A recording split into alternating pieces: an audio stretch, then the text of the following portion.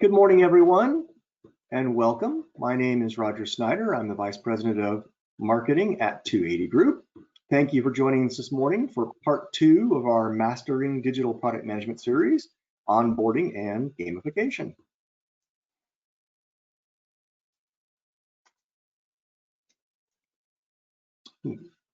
I'm joined this morning by David Nash, who will be presenting our main body of content. Good morning, everybody. David is our principal consultant and trainer at 280 Group and a recognized expert in product management, product marketing, entrepreneurship, and team development. He's delivered generations of successful technology products across multiple domains, hardware, software, SaaS systems, and is an expert in B2B SaaS pricing, user experience, and in-app user engagement. He's repeatedly built PM best practices and high-performing teams at multiple companies and has held leadership roles such as Vice President and Senior Vice President of Product Management. He's also recognized as a community builder, a coach, and his own expression, bar raiser, and is the founder of Product Camp Portland, held annually since 2012. Thank you for joining us today, David. Delighted to be back with you and everybody. Thanks. Awesome. Well, let's get to some housekeeping items. First off, I want to encourage you to join our LinkedIn group, so where you can track lots of different great articles and posts, not just by us, but also by community members. So this is a group that allows you to collaborate with others, learn from each other, best practices, network with peers. I am going to copy this link into the chat box for you, so it can make it easy for you to join our group and become a part of the experience. All right, let's get into more of this admin activity. We definitely want you to ask questions today. We want your help to make this an exciting conversation, not just David going over slides with you. We will provide plenty of time at the end of the webinar for Q&A. So, see that questions box over there? If you would please enter your questions into that question box so that we've got lots of good topics and questions to discuss during the Q&A session, I would very much appreciate it. Now, the number one question that we often get is, can you watch this webinar later? And the answer is yes. You'll all receive an email post-webinar with a link to the recording. You'll also find a link to this recording that I'll be sending in a few minutes that provides you part 1 of the webinar. So if you missed part 1, we'll be providing you a link to that as well. All right, let's keep going, David. So briefly about 280 Group. 280 Group is all things product management and product marketing. Our mission is to help companies and individuals do great product management and product marketing using our optimal product process framework. And we offer a number of different services. I'm not going to read them all to you, but there's plenty of them, and I encourage you to visit 280group.com to learn more about the services that we offer.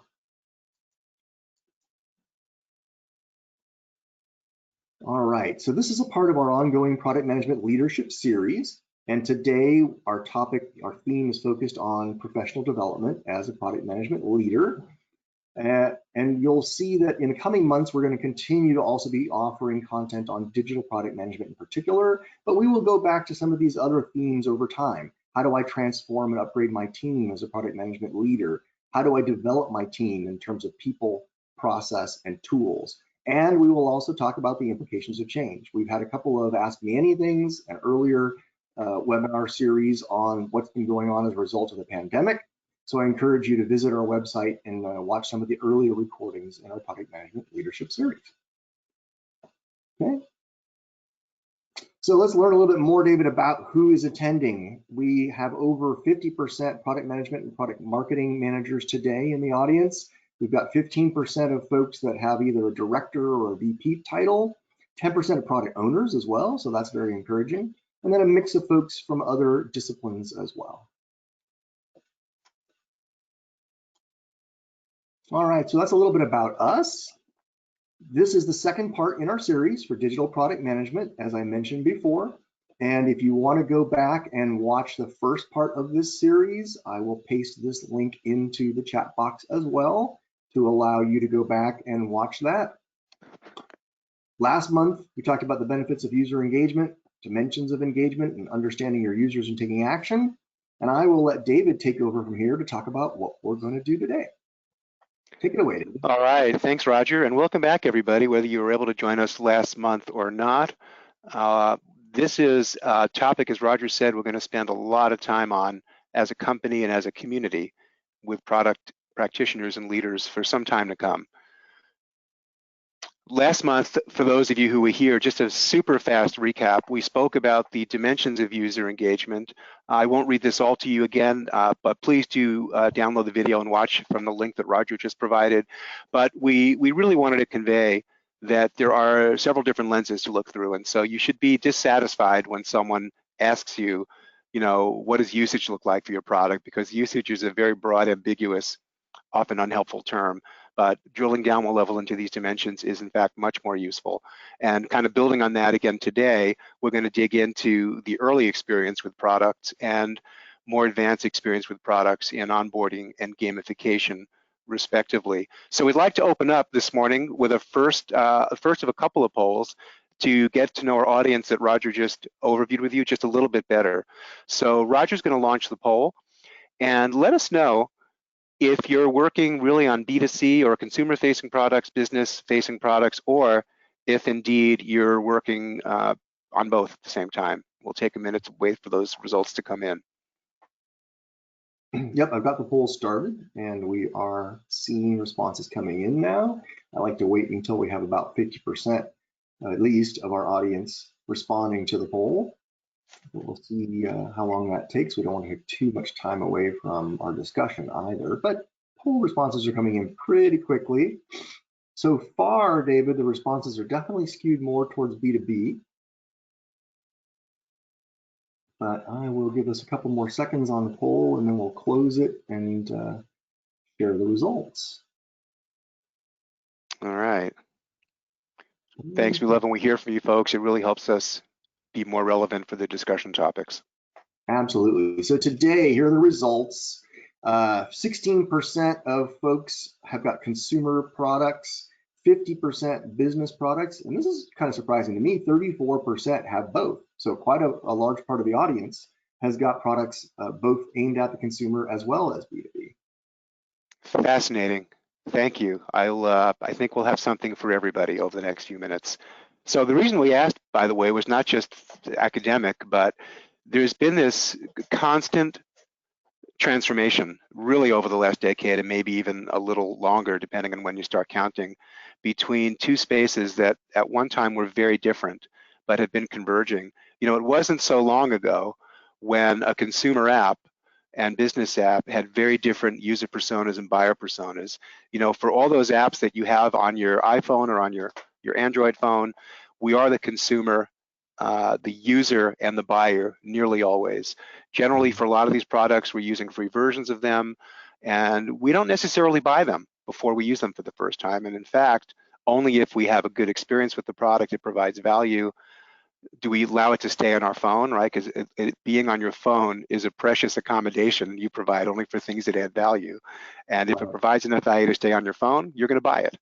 And if it's no value, you're going to get rid of it and probably never put it on your phone again. At least that's how I've worked with consumer apps. In the business world, this is still largely the case, but less so every day. Often the users and buyer personas are very different. Often, for example, if you are using an HR application, some senior manager from HR has chosen that application or that service, and everybody in the company has to use it. Likewise, for a financial app, an expense reporting app, a travel app, you name it, someone makes that purchase decision as your proxy, and you're kind of stuck with it. Often the contracts are signed, the money's changed hands, and an implementation team is rolled in and rolled out before you get to use it. And even if it's a profoundly horrible app, and we've all used them, you're kind of stuck with using it in a lot of cases. The leading companies are realizing that the patterns and the expectations are really converging. And these days, some of the really benchmark companies, and we'll share a couple of them later on, recognize that, even though we wear a t-shirt on the weekends and maybe a collared shirt to work during the week, we're the same people. We have a lot of those same expectations.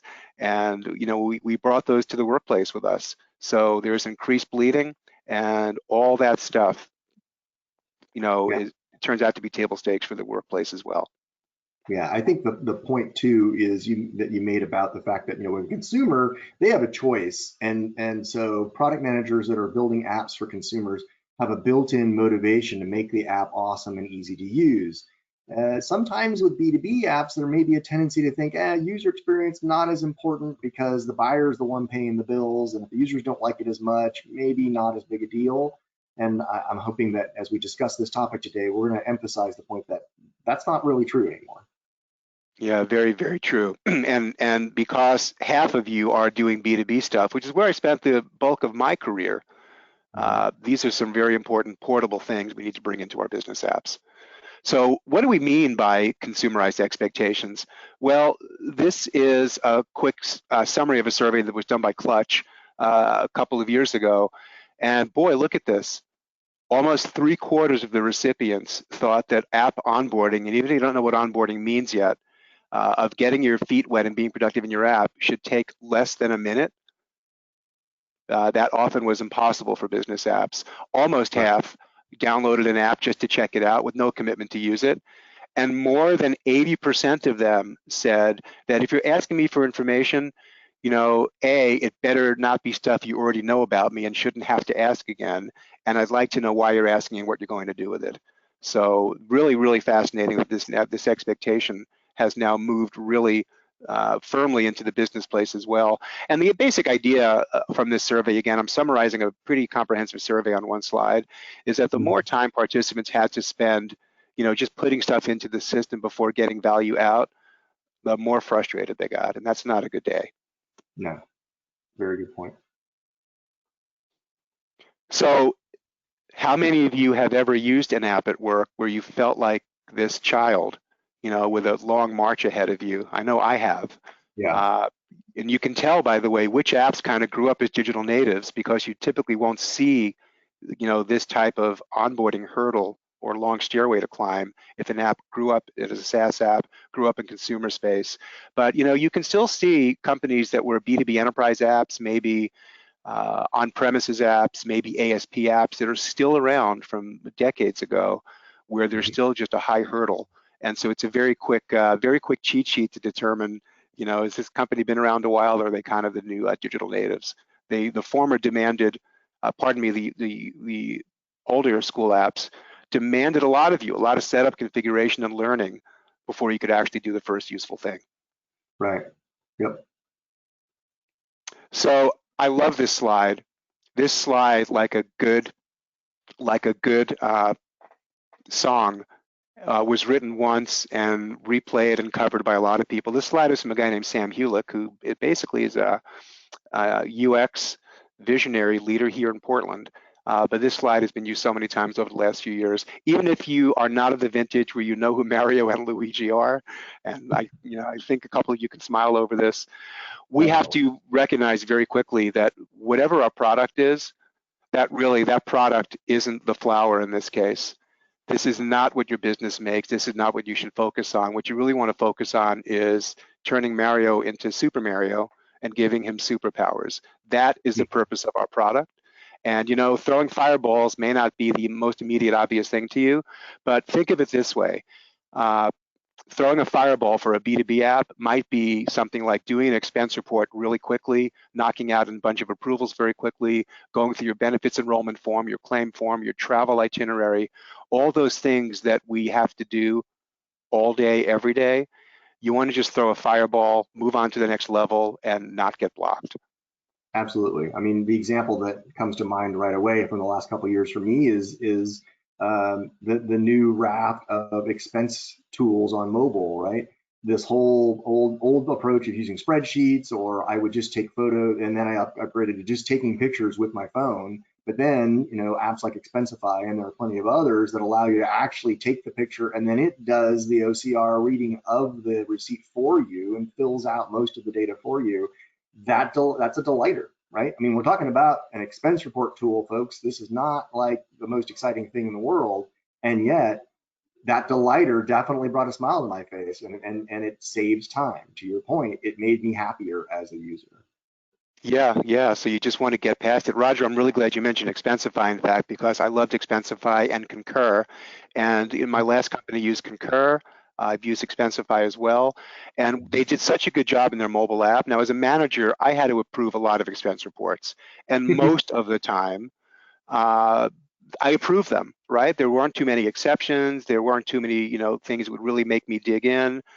If no company procedures were violated, no policy violations, no crazy spending that would catch my eye, I want to approve them quickly. And they did such a good job in their mobile app that I could be at my desk like I am now with the full-blown website, and I would still use the mobile app because I could swipe right through it. Same thing for my Bank of America app. Say what you will, again, I'm not endorsing any specific bank or institution, but the mobile banking app, is so friction-free for so many things that I want to do that I'll use it even when I have access to the complete website. So it's a testament to making it easy to throw fireballs. Yep, absolutely.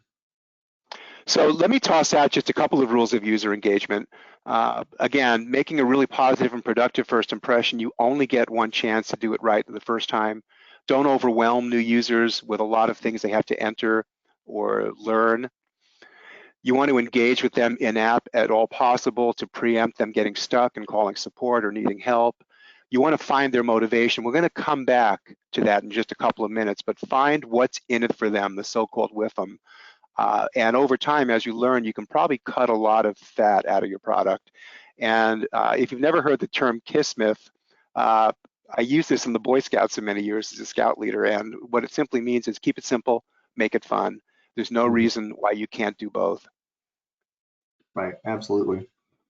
Roger, let's move on to our next poll. Oh, sorry, go ahead. Yeah, as we go through this, I just wanted to share with you one of the questions already that we heard, just to put that in your mind as you're thinking about things. Giorgio Battaglia asked, what about B2B2C? We talked about B2B and B2C, but I think much of what you're going to talk about applies to both cases. In my experience, though, there can be conflicts, right? So I will point this one thing out. When I was in the mobile industry, my customer was T-Mobile. They were the one paying the bills, but the real customer were the Sidekick users, right? I worked on the T-Mobile Sidekick for a number of years, and there were times where we would have a conflict where the buyer, T-Mobile, didn't want to offer a feature that was going to consume more bandwidth on their network. Yet we knew it would be a feature that the users were going to love. So there are times where, and especially as we're talking about gamification and onboarding, you need to make choices that are going to try to satisfy both constituencies as best as possible. So there is some tension there sometimes, and I think we'll talk about that more as we go through these two topics, but I just wanted to kind of put that seed in your ear. No, thanks, Giorgio, for the question, and thanks, Roger, for the answer. And going from B2B to C is also a matter of delighting the end user and helping your business customer also be successful by removing their work and delighting that end user. So you're really providing service and value in two dimensions in that case, if you do it well. Yes. So with this notion of onboarding, Roger, if you would kindly open the poll, we'd like to hear from you on what, if any, approach you take to onboarding today. So the choices are, you do it formally through, for example, a training class. Maybe you have a professional services team come in, optionally or included in your product to train your users how to do this. Again, this will apply nearly exclusively to our business-to-business product managers. That you have some other deliberate onboarding workflow, perhaps in the product. Maybe your product doesn't require any training. Hooray for you. Or other, if there's other cases, we'd love to hear from you in the chat. Absolutely, and answers are coming in. So oftentimes this facilitate formal training, like it says a class. Another way of doing that too is say intro video, right? Where your introductory email invites someone to watch a tutorial video, for example, right? So there's other choices that can fit in that category as well. Exactly right. I know when I started driving the Model 3 Tesla, I had a few things to learn, and they had a plethora of 30 to 60-second videos. Didn't have to read a manual. If I was really completely lost on something, I clicked on one link, I watched an under 60-second video, and I knew enough to go throw my first fireball. Right, exactly, yeah. And in the early days of Model 3 orders, all you had were the videos since you didn't have your vehicle yet, right? Exactly right. As we're collecting polls, we're almost done, but I also just want to remind folks, keep the questions coming. We've had a couple of good ones already, but we want to accumulate a good set of these videos that these questions that we'll be able to answer during the Q&A session. All right, let's see. I want to get a few more answers in here. I'm really curious about this one. Yeah, okay, so I'm gonna wait until we get to 70% of folks have voted, and then we will close the poll. All right, there we go. Okay, so now let me share the results. So, David, 34% of folks provide or facilitate a formal training of some sort. 14% offer training as an optional professional service. 30% do have a deliberate onboarding workflow. So that's really encouraging, actually. That is good news. From a few years ago. 10% say our product does not require training. Hopefully that's true. And then 11% said other. And I don't see any comments in the chat window on what those were. So I'll close the poll and let you continue. But if somebody wants to talk about that, they can put that in the chat window. Terrific. Thanks for the input, everybody, and thanks for the recap, Roger. This is really fascinating. You know, as we get on through the rest of our time together, I'd love to see some chat and some kind of peer-to-peer best practices. That's what this community can do for itself. So, all right, so let's move into, your deck for some reason. Oh, let's see what happened. Can you still hear and see me? I can still hear and see you, absolutely. I wonder what happened. I think my sharing has stopped. Hang on just a moment. Let me try this one more time. Okay, it says that it's sharing. There we go. All right, thanks for that. Mm-hmm. All right, so this is a generic onboarding workflow. And I say generic because given not just our B2B versus B2C divide that we spoke about earlier, but even within the B2B space, it varies wildly.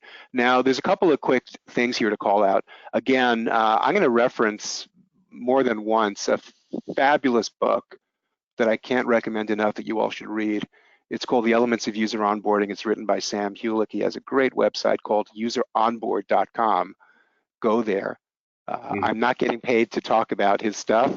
It's just a great resource. I've used it over the years, and I love to acknowledge great work when I see it out there. Here's a generic workflow for onboarding, and you'll see that in some companies, in some B2B companies, sometimes there's a marketing organization that covers, you know, the early part of the customer journey and just having the positioning of the product, you know, help the product be located by the would-be customer. Sometimes there's a sales team involved. Sometimes, you know, the marketing and sales have to be complete and have gone through their various places in the conversion funnel before someone's given the keys to the product. And, you know, then you start shifting responsibility again for in-product journey like we spoke about last month. And then often when you want to unlock advanced use or advanced features, you know, you have to have your support team involved. So these are today still very prevalent. I think there's a better way, and we'll talk about product-led growth a little later on towards the wrap, where you don't necessarily have to have all these formal group handoffs. The idea, though, is that they were once very different. They're really converging now.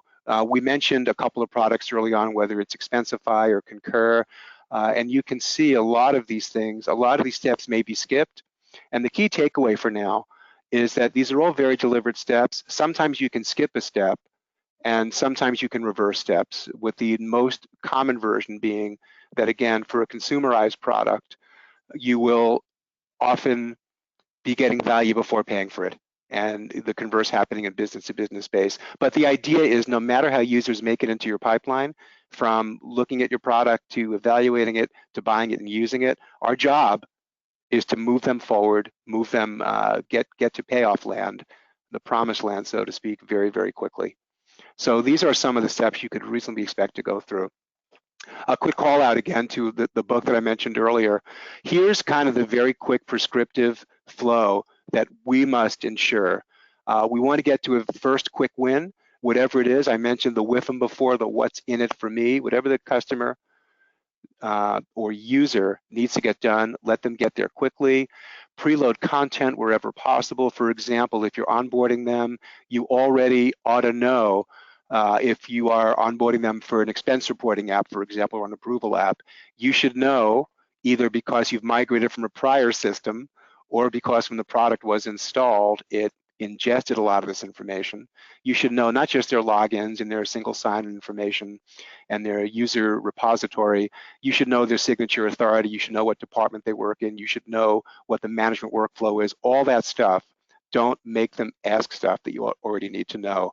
Get some early use activities so they can, again, get through what they need to get through to get to value, and incentivize them. And we'll talk more about this in just a minute, but give them a carrot which will pull them forward. So, Roger, sorry, I didn't mean to speak over you. No, I was just agreeing with you. All of these are very good points. I know you're going to talk more about one of them that I'm curious about, so let's keep going. Yeah, thanks. So here's a plan. Do a screenshot of this. This is a very simple grid for you to make up here, and here's just a quick fill in the blanks kind of rubric you can do. Super simple, and almost always you will notice a number of gaps as you go through this. But you'll want to understand, what the recommended or required user action is. Why is it important, not just to you, but why is it important to them, right? What's the preloaded content that you should really try like heck to avoid asking them again, and how are you going to celebrate a quick win so they can move on and have some closure? So it's really this simple. I filled in an example for you from real life. Let's say that you are working on an expense report B2B app. Here's the initial user action. It might be to complete their registration. They're probably already in your system because your user list of authorized users was ingested when the product was implemented. Here's the reason why this early step is important. They need to unlock the initial approval workflows and set up for any built-in training, for example, if it's necessary. They probably have a bunch of unapproved expense reports that are sitting in their backlog that they haven't gotten to, or in the old app that you're migrating away from. You're going to have to verify the often polluted customer data when you first go into a new app. Every company has it because the last product that they used maybe didn't have input validation, didn't enforce data input. So there'll be, some verification of their initial data load, especially again for important stuff like signature authority and approvals. You're going to want to set up some initial dashboards and notifications to them. Not everybody cares about the same things. Some people are really going to want to have XYZ in their dashboard. Some may want to have ABC, and they want to have different sets of notifications. And the other reason it's important is that it can show your finance department that kind of, you're open for business, right? The open for business sign has been turned on. You're ready to accept expense report. You can move off the to migrate list into the using list. So that's why, and there's probably other examples as well, but these are some of the key reasons why this first step is so important and what's in it for each of the parties. Preloaded content would include things like, again, not just the user ID and your default login credentials, but it ought to know, where you work, your signature authority, if there's default privileges and authority chain. You may change them later, but have reasonable, rational defaults set. And lastly, when you get through this step, here's a couple of ways you can celebrate success.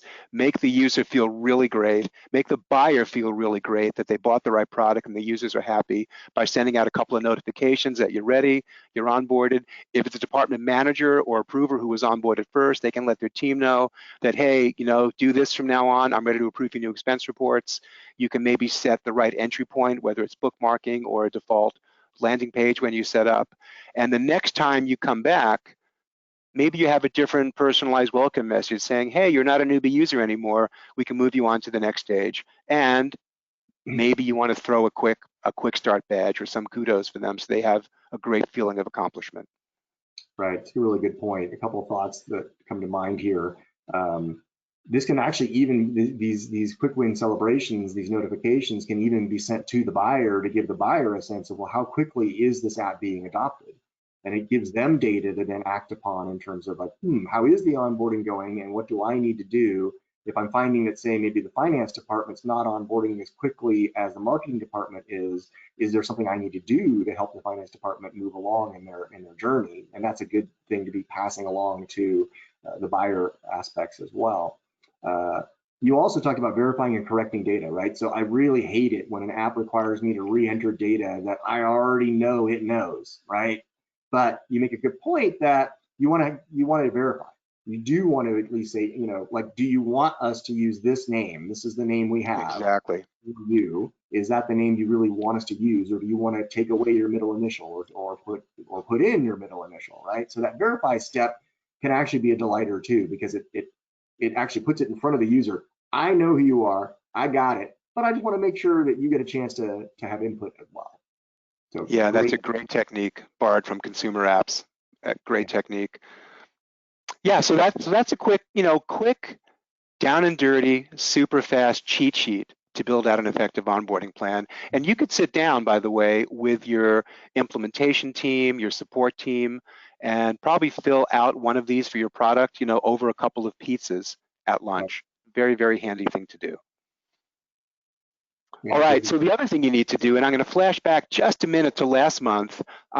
Here's a place, again, where if you're using any kind of in-product analytics, and this is this quick table is from my friends at Pendo, but you'll see whether you're using Pendo or a number of other products in this space. Again, we talked about it a little bit last month.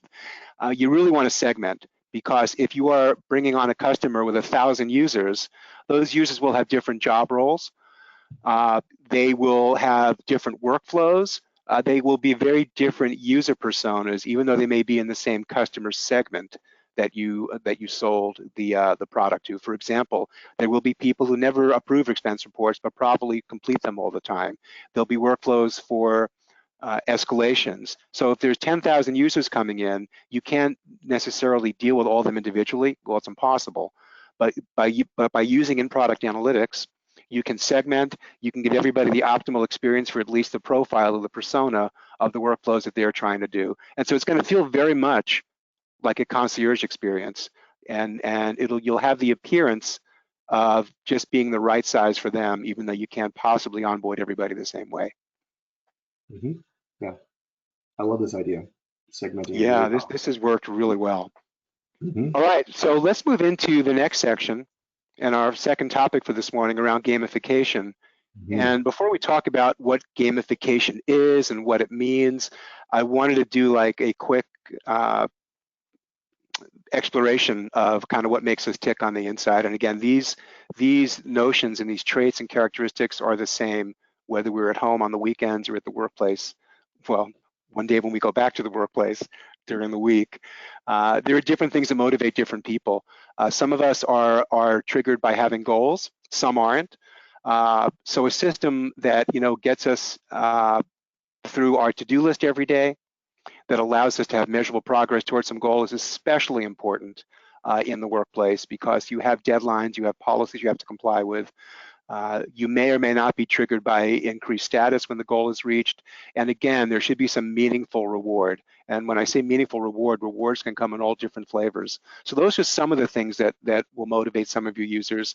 I want to do a quick call out to an awesome video. Actually, it's one of several great videos by Dan Pink. This one was excerpted from a TED Talk he did years ago. By the way, this video is not new. But I watch his video probably once a year just to recharge my batteries. And he talks about things that motivate us, and the surprising things, in fact, that motivate us, being in 3 dimensions. One is autonomy.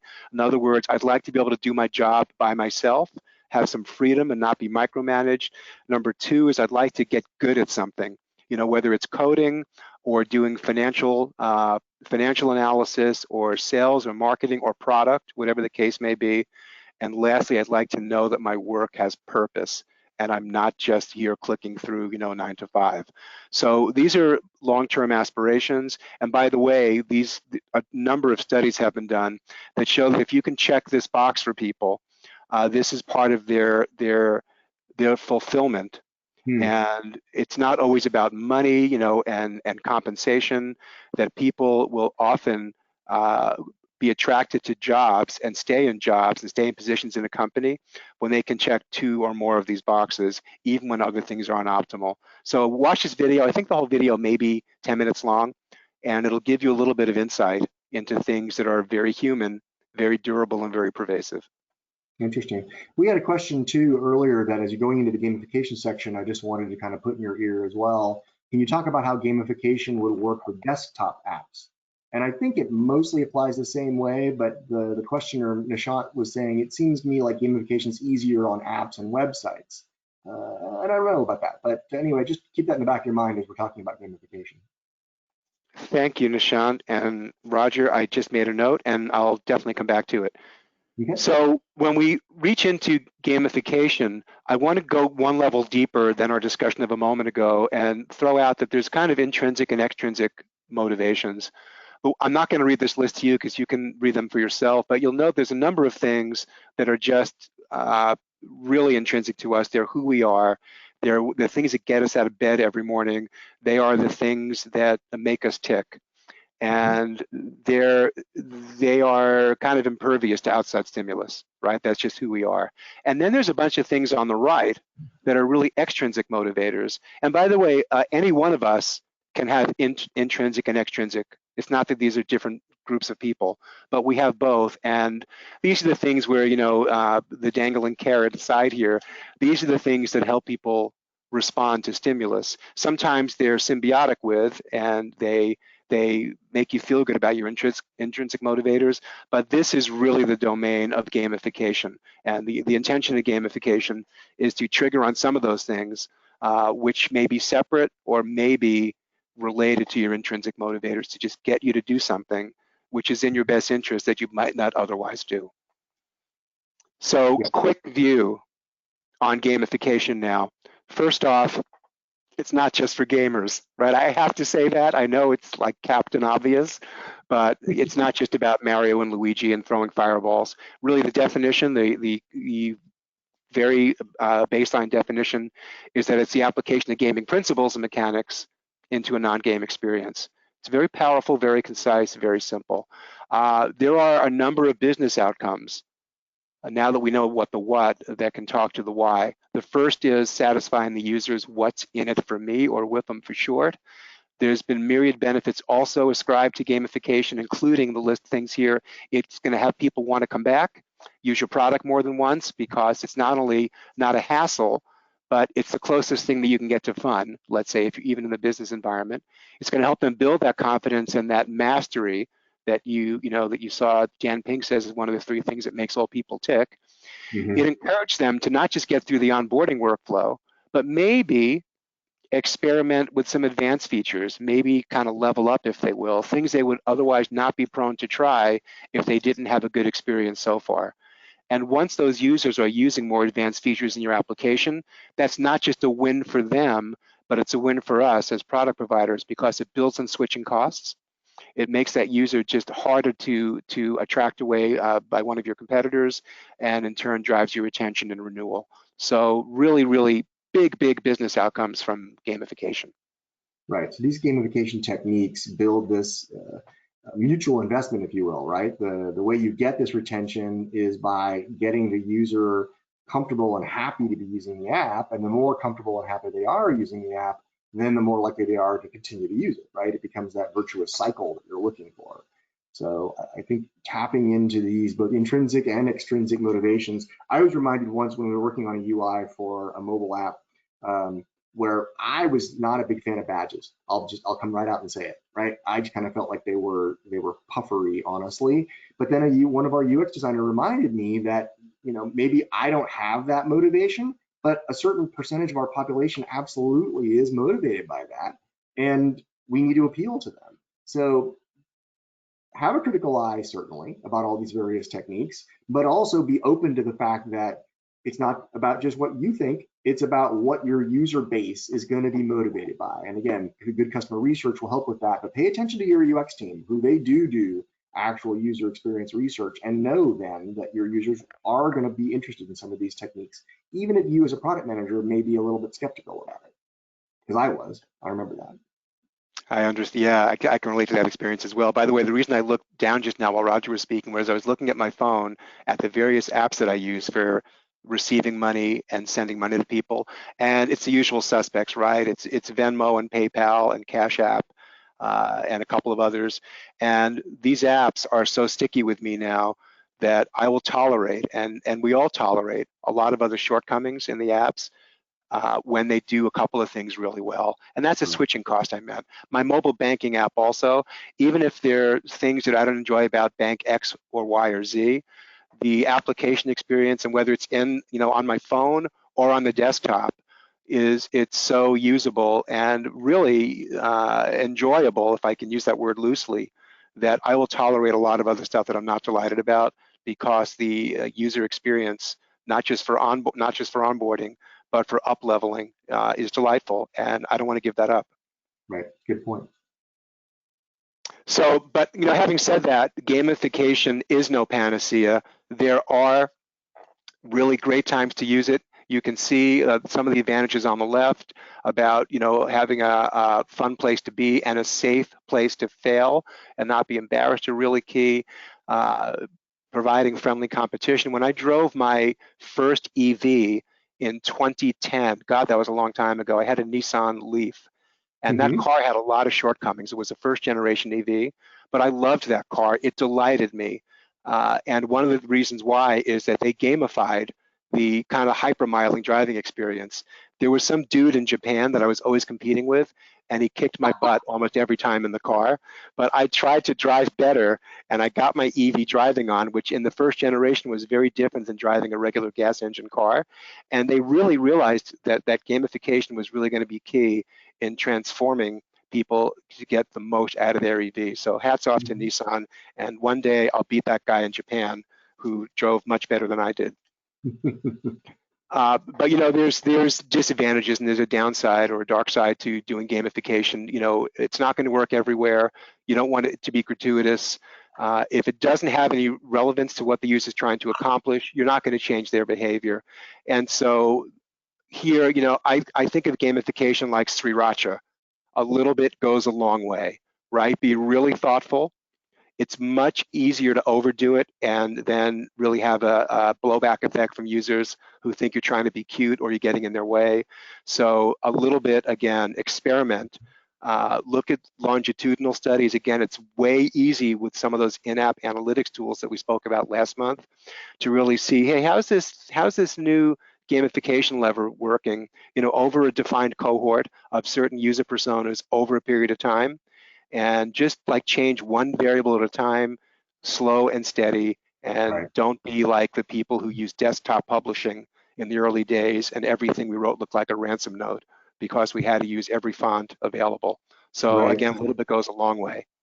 Yeah, so gamification can be very powerful, but avoid the temptation to start using gamification for gamification's sake, right? It has to go back to your original business goals and your goals of making your users delighted, right? That has to be the key. Exactly right, Roger, well said. So here's a quick follow-up example to our earlier one. So let's go back to our expense reporting and expense approval app that we shared this example from a couple of minutes ago. So now we'd like to maybe turn on the auto rules generator, right? Because a lot of apps with complex rules and complex company policies, want to make that stuff easy for people who have a lot of work to do. So here's, for example, the first auto rule that you would like to get, Joe or Jane approver to now use, now that they're manually approving a lot of expense reports. They have their sea legs and know what's going on. So here are 3 reasons why this next level would be important. It's going to allow them to very, very quickly check for common policy violations, which, by the way, if you've done more than 3 expense reports ever, you know that probably one of those has a company expense violation in it, right? So it's a very common thing. The approver may be able to save another 20% of their time in those approval workflows, especially when there's exceptions, right? That's a real business metric that the customer, the buyer especially, will be delighted on, and the finance department can take to the bank, so to speak. And it may identify needs for the company to change their policy, or if they don't change it, maybe you'll uncover a need for them to maybe better explain it or communicate through training or through some other mechanism. So it's important for all those reasons. There's going to be some preloaded content here. This may be, for example, the last 50 expense reports that I approved. If they all had the policy violation around per diem, right, that might be something that would want to flag for me, as the first auto rule should be about reminding people of what their per diem violations are when traveling.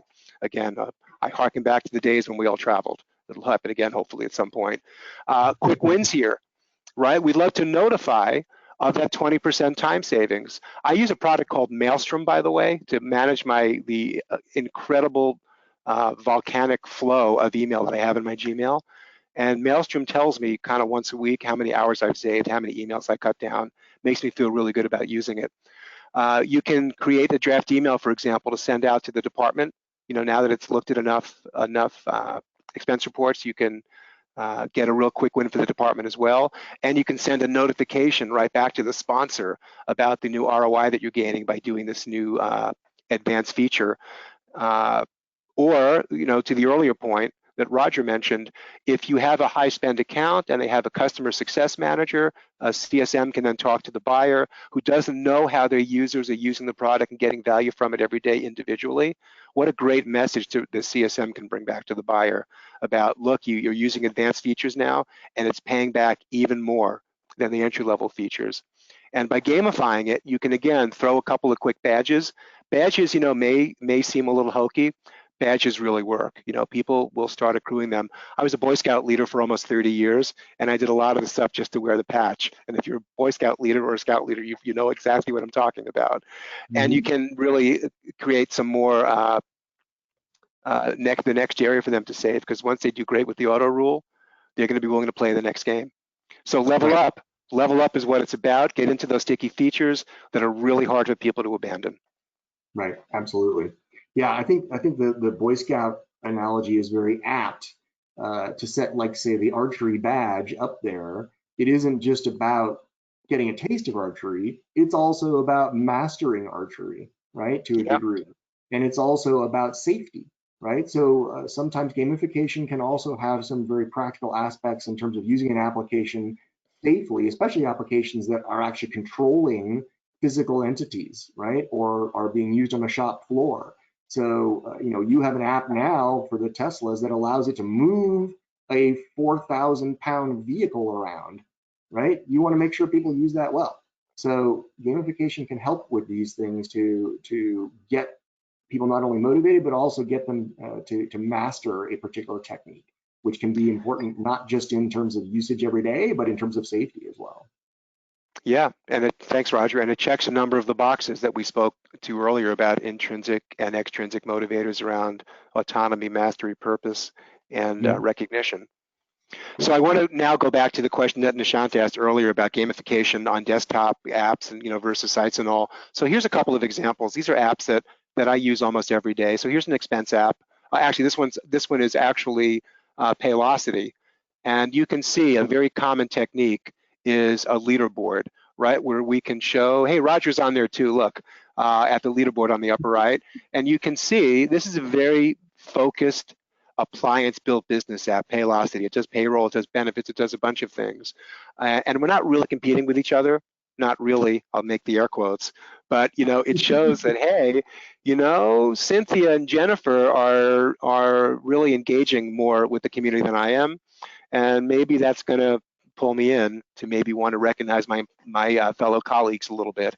And just because what am I missing out on? Look at all those badges that Cynthia has racked up. I'm feeling like I may not be doing my part. So I want to get in there. On the lower left is one that a lot of you've seen, and that is the LinkedIn dashboard that a lot of you get.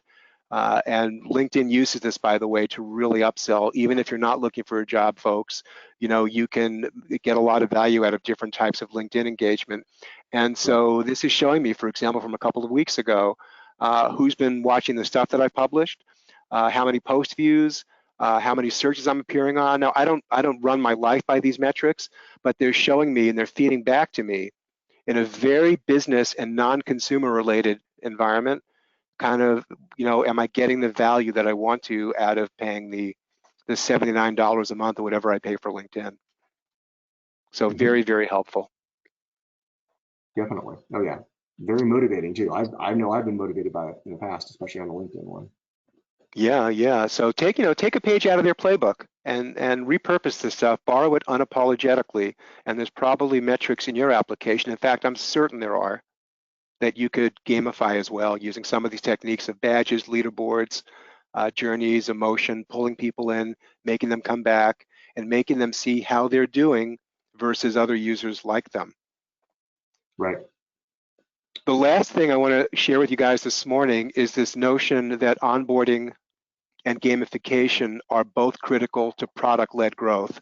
Now, product-led growth is an entire topic into it and of itself, and actually we'll probably do a webinar on this a little later this year, but for now I wanted to just share a couple of quick points with you. Is that, product-led growth basically says that your product, principles is going to start with user-centric value first. You're going to deliver it immediately. You'll strip out all the non-critical stuff, and you're going to make the product stick. As you circle around this thing clockwise, product-led growth, when done well, can really start to supplement and replace a lot of your out-of-band marketing activity. Your product can become your marketing channel. It can allow your product to go more viral. By the way, another business product, Slack. Slack has done an unbelievably great job here in penetrating departments with the free version, kind of getting a critical mass of users using it. And then they upgrade to the paid version of Slack. I've been using Slack in my last several companies, and my product team in my last company all started using a product I won't mention by name now, that they all got the free version. And I did not buy this product for them. I didn't have it in my budget, and it wasn't something that I would have done proactively. But a number of them started using this product, management product. And then guess what? Like 3 or 6 months later, I had 15 of my product managers using the same product. I had no choice. Right. I had no choice but to upgrade to the department one because they were all getting individual value out of the product. They didn't have to wait for me to approve it, to pay for it. They just went and did it, got value, and I take my hat off to that company because, like Slack, they came in and got under the radar, delivered value in product, and that product use became the marketing engine, which drove the conversion to paid products. So hats off to them. Absolutely. Likewise, your sales channel, you can, with proper onboarding and especially proper gamification, you can unlock in value purchases, and you can very often get people to try the new thing, get value from it, and then buy the new thing. No salesperson had to call on them. So very, very helpful. And last but not least, pricing, of course, is you can remove any barriers from the initial usage if you have trial and freemium versions. We'll go into this again at a future date. You can enforce the paywall, if there is a paywall, only after value is received, which is really key, that you can't do before they're using the product. And you can use the product data feeding back to customers, just like I went through with Slack and with this other product tool, to upsell to something. So really, really key. So in this case, product serves really as the primary acquisition, not just of user acquisition, right? But of expansion and monetizing users while they're with you and retaining them. So there's wins all across the board. If you're not doing this, it's very hard to get to a level of product-led growth maturity that's essential. Yeah, that's a great point. Yeah. All right, we got a number of questions, so let's get to the wrap up. All right, well, here's the wrap up. I think we hopefully shared a couple of things with you today. The convergence of consumer and business apps and services, and bringing that consumer stuff into the workplace. No longer a question of when, but it's already happened, so let's catch up with it. You get just one chance to make a good first impression, so don't squander it. Deliver value and give that positive reinforcement, that kudos immediately. Personalize at scale, again, tough to do without good product analytics. And this is an essential stepping stone on the way to product-led growth.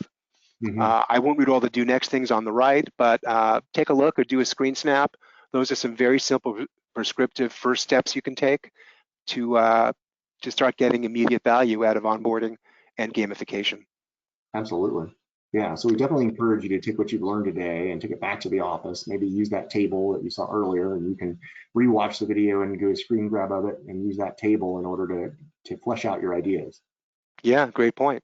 So we're basically wrapped. We'd like to ask you our third and final poll for this morning. If you'd give us a little bit of feedback, we would love to continue bringing these to you and get better and make them more relevant. So thanks for your feedback, and we can also open it up to questions as soon as Roger is ready, and I'll bet he is. We'll keep the poll running for a little while, and we'll just start working on questions even now, right? So first of all, there was a comment, and I just wanted to share it. So Matt Curlis, back on the first poll, commented that 10% of people said they don't need onboarding, and he asked a good question. He says, I wonder how many of those companies have actually polled their customers to find out if the customer agrees with that statement. So for those of you who feel like you don't need any onboarding techniques, do check with your customers, make sure they're on the same page that you are. So I just wanted to share that comment. So Dave, our first question, do you recommend polling within the platform, or do you recommend using it externally, say via email, for example? And this is from Autumn. Well, in the spirit of removing friction and providing too many multiple destinations to go to, if you can do it within your product, and by the way, you don't have to invent this yourself. There's any number of products out there that you can embed in your product. You can do it in the moment. In fact, when we spoke about user feedback and instrumenting that last week, I gave an example of a commercial product where you could do it right in the product without adding any third-party destination. Adding a third-party destination is better than not asking at all. So build it in if you can, but if not, ask, and otherwise, you'll be guessing. Yeah. And by the way, not just ask, but segment, right? Because in a large B2B environment, different users will have very different personas, and they're going to have different things to give feedback on. Yeah, agreed. So our next question comes from Brooke. Do you recommend going beyond customer surveys and delving into human-centered design approaches? Oh my gosh, yes, thank you, Brooke. We're focused a lot on that as an industry, as a practice, and as a company now. A user-centered design are table stakes, design thinking table stakes. Again, great topic. I'm not going to be able to answer it in the limited time we have today, but yes, for goodness sake, everything starts with user-centered design. Thank you for being so explicit. Yeah, no, it's a great question, and we heartily agree, definitely. But like you said, and maybe we make that a topic for a future webinar. I would love to talk with you guys about that. Yeah. So then JC asks, badges. How would you create a framework between a badge for a beginner versus an expert? Ooh, again, great question. I think first off, you have to identify what a beginner and expert do, right? So get some quick thresholds for what makes a beginner. Beginners would mostly be around attaboys and propelling them forward and confidence building measures. The expert badges will be more around the things that Roger mentioned earlier, which is more about recognition for advanced skills, for being a mentor or role model that others could look for, right? So there are different things. The beginner badge will be more self-reflective. The advanced badge will be more of a lighthouse or a searchlight for others to look at, to pull people through to get more advanced users, or to identify internal sources in your company who may know the product really well that a beginner user could go to for help. Yeah, the one thing I would add to this briefly is that the difference between a beginner and expert badge may also be that if they're using a complex app, for example, even say that the example we were using earlier, an expense report app, the beginner badge can be submitting your first expense report. The expert badge can be filling out a more complicated expense report and capturing your first photo. Right, so that's another badge that's a little bit higher up when you're now capturing receipts, for example, and putting them in. And you can have even a third tier badge, which is you've submitted 5 expense reports in a row without any errors that didn't have to be returned. So those are increasing scale of increased competence, and you're rewarding people for that increased competence. And that both gives them that reward that we were talking about earlier, as well as makes the app more efficient. The finance department doesn't have to return as many, or the manager doesn't have to return as many expense reports when they aren't filled out properly, right? So I think that example helps you kind of see the scaling you can use there. Thanks, great question and good answer, Roger. And JC and anyone else who's thinking the same thing, I would encourage you to go back and watch last month's video where we talked about thresholds for driving advanced, intermediate, and new users based on breadth, depth, frequency, iteration, and level of use that Roger just summarized. So we've got more questions than we can answer. They're coming in still, which is wonderful, but let's get to this one. Perry Ann asks, how do you measure the impact of gamification to grade yourself on whether you're done or you still have more work to do? How do you know that you're making the right impact?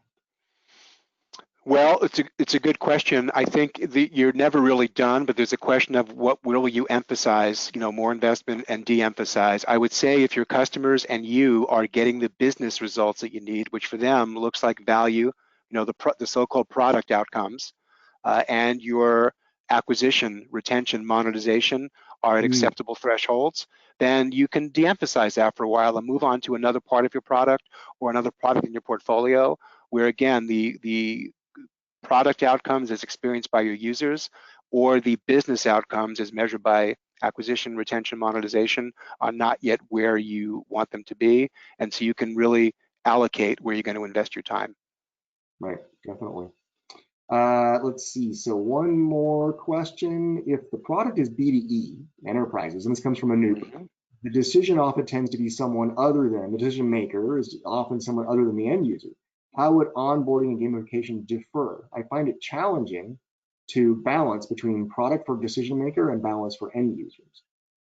Oh, great point. I guess the very short answer that our limited time allows is it's all about personas. The buyer personas have very different needs than the user personas, and so much value that the end users achieve in the product, or value gaps where you have improvement to do, don't make it back to the buyer. So I think it's not just solving for each of them separately, but connecting the two, whether it's through reports that go back to the buyer, or again through a CSM. If you have a high spender account with a CSM attached to it, it's letting the buyer know what the end user value is. So you have to solve them separately and then connect them as well. Right, absolutely. Great point. Great questions to everybody. David, let's go to our last slide because we want to let people know about what's coming up next. Next week, we have another webinar. This is a joint webinar with the AIPMM, so you can pop on over to that website and you can use the link here, which I will paste in for you. Use this link to go sign up for our next webinar, which is going to be also a second part in a two-part series. And this one is going to be about competition.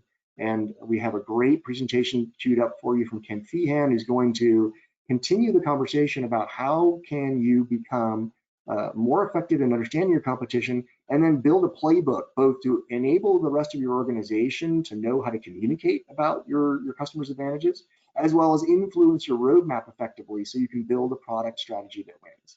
So I've just pasted the link in there. I encourage you to sign up for that one.